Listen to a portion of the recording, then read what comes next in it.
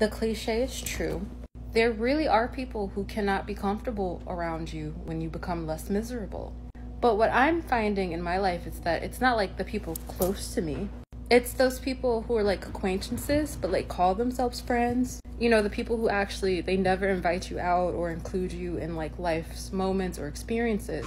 But the minute they need like the mental, emotional lifting from somebody, they call you. Like they always need something, and that's why you're friends, because they feel validated from what they receive from you, but often cannot offer anything equitable in return. But here's the thing about that.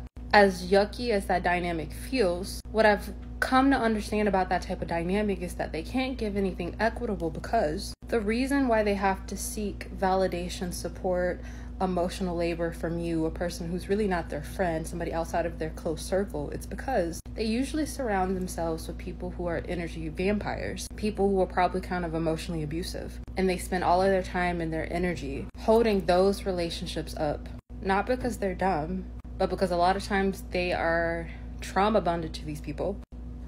And they know that these people are energy vampires, which is why they don't seek emotional support from them. They seek it from you, but they can't be close to you because you're emotionally intelligent. And I say all of that to say is that I don't hate or demonize these people. I get it. But also, as a person who is recovering from codependency, it doesn't change the way that I feel about it. It's not my job to lift you, because I'm not interested in one-sided relationships. Even if it is, you feel like I'm the only person who can help you. Ooh, and that's one that I have gotten. Like somebody whose number was not even saved in my phone, because we don't talk. Like I might bump into them in a public space, but we never have private moments. They texted me and was like, Katie, I need your help and I don't know who else to turn to. I'm like, that's horrible, babe. Because you probably don't have anyone to turn to if I'm the only person you can turn to, because we're not friends. You just see my content and you know that I'm emotionally intelligent. But guess what? I don't have the emotional bandwidth to do labor for you today. And it is labor because you didn't even ask me if I had the capacity for it. You didn't ask me how my day was. You started the conversation with, I need you to do work for me. So it's like, even though those people are going through something, they're usually abused in some way.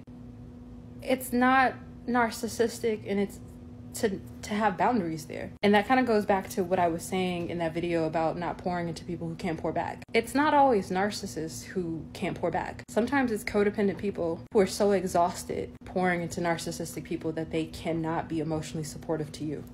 And it took me a long time to grow out of that. My people pleasing had me wanting to service people in exchange for feeling liked. Until one day I looked up and I realized, yo, the people who are closest to me don't make me do this. So why do this for the approval of strangers?